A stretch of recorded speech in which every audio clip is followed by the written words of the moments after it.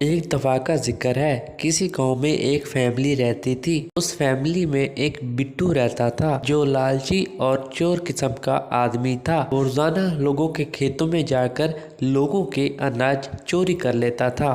बिट्टू इंतजार कर रहा था कि कैसे तरह किसान अपने खेतों में काम करके घर को जाएं और मैं वहां से उनके अनाज चोरी कर लूं। बिट्टू ने चावलों की बोरियां भरी और अपने घर की तरफ चला गया।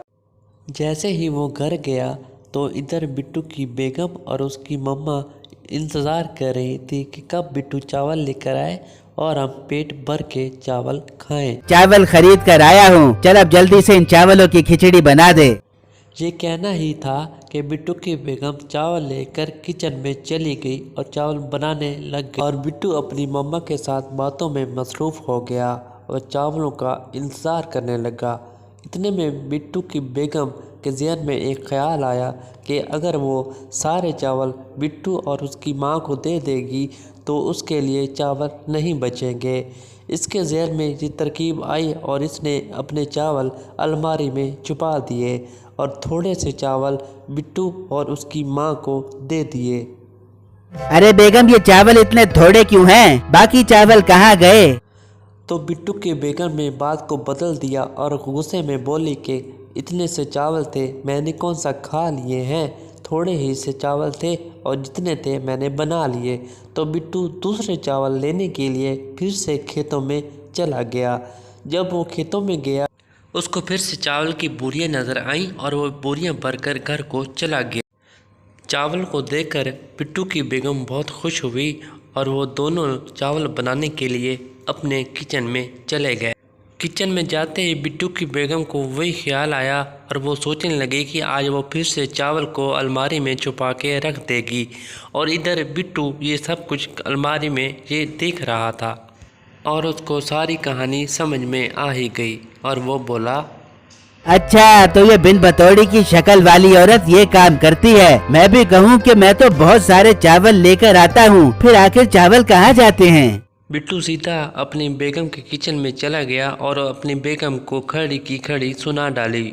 जबकि ये सुनकर बिट्टू की बेगम बहुत नाराज़ हुई और वो कहने लगी, है मैंने कौन सा चावल छुपा के रख दिए थे, मैंने तो इसलिए रखे थे कि ये चावल बाद में भी मिल के खाएंगे। लेकिन ये बिट्टू को ये बात पसंद ना आई और वो उसकी बेगम नाराज़ होकर अपनी सहेली के पास चली गई और सारी कहानी सुना दी। सारी कहानी बताने पर उनकी सहेलियां बिट्टू की बेगम से नाराज़ होकर चली गईं और ये बात बिट्टू की बेगम को बहुत नागवार गुजरी और उसने मौका पाते ही अपनी सहेली की गाय को लेकर वहां से भाग गई और सब जाकर बिट्टू को बता दी बात। और बिट्टू ने ये सब देखा तो बोला, ओ बेगम, तू ये गाय किसकी लेकर आई है? मिठे, बहुत शराफत की जिंदगी गुजार ली मैंने। शरीफ लोगों को तो लोग पाँव की जूती से मसाले दे बे। आज से शराफत खत्म, अब बदमाशों वाली जिंदगी गुजार बेबूंगी। बिट्टू ये सब का सुनकर बहुत खुश हुआ और गाय को अपने ढाबे में जाकर बंद कर दिया। जब सुबह हुई तो बिट्टू की बेगम की जो सहेली थी वो बहुत ज़्यादा परेशान हो गई और अपनी गाय को ढूंढने के लिए इधर उधर भागी, लेकिन उनको गाय कहीं ना मिली। तो वो अपने शौहर के पास चली गई तो उसने अपने बेगम को तसल्ली दी और गाय को ढूंढने के लिए वहाँ से निकल पड़ा। दोनों अपने गाय को ढूंढने के लिए वहाँ से निकल पड़े, लेकिन उनको गाय कहीं भी ना मिली। वो चलते चलते अपने बिट्टू के पास गए और बोले कि हमारी गाय देखी है? तो उन्होंने बोला कि नहीं, हमने तो नहीं देखी। ये सारी बात बिट्टू की बेगम सुन रही थी। जब उसकी बेगम को गाय कहीं भी ना मिली तो वो अपने मोहल्ले की सीढ़ियों पर जाकर बैठ गई और परेशानी के आलम में सोचती रही। और इसी वक्त बिट्टू की बेगम ने देखा कि वो परेशान बैठी है तो उसको एक और मौका मिला और उसके ज़हन में एक तरकीब आई। वो गई अपनी सहेली के पास और बोली, तू क्यों परेशान है? तो सहेली ने कहा कि मेरी गाय गुम हो गई है और वो मिल नहीं रही। तब उसने कहा कि तुम्हारी गाय मिल जाएगी, लेकिन एक शर्त पर। वो अपने बिट्टू के पास गई और ये सारी कहानी उसको बता दी। तब दोनों बहुत खुश हुए। इधर उसकी बेगम और वो बिट्टू के पास गए और बोले कि आप हमारी गाय के ला दो। तो बिट्टू ने जवाब दिया नहीं हो सकता। हक बाबा, सच बाबा।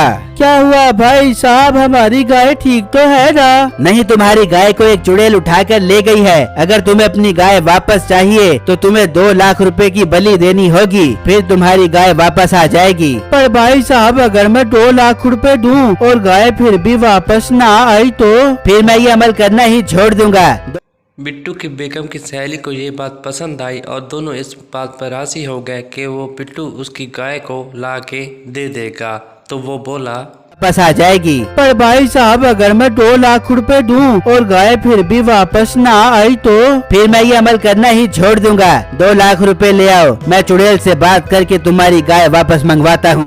अभी वो ये बात कर ही रहा था कि बिट्टू के बेगम की सहेली की नज़र गाय के गोबर पर पड़ी और उनको सारी बात का इल्म हो गया और फिर उनको पता चल गया कि हमारी गाय इन्होंने चोरी कर ली है। तो ये बात सुनकर वो चुप हो गए और बिट्टू से मुखातिब हुए और बोले कि अगर हमारी गाय वापस ना आई तो 2 लाख हम आपसे ले लेंगे। बिट्टू ये सुनकर फ़ौरन ही राज़ी हो गया और वो दोनों वहाँ से चले गए और ये खुश भी थे कि उनकी गाय तो उनके पास ही खड़ी है। तो उन्होंने सोचा कि क्यों ना गाय चोरी कर ली जाए। वो उसी तरह बिट्टू के घर रात को गए और वहाँ से बिट्टू के घर से अपनी गाय को छुड़ा कर चले गए। तब ये देखकर खुश हो गए कि उनकी गाय तो उनके आंखों के सामने खड़ी थी।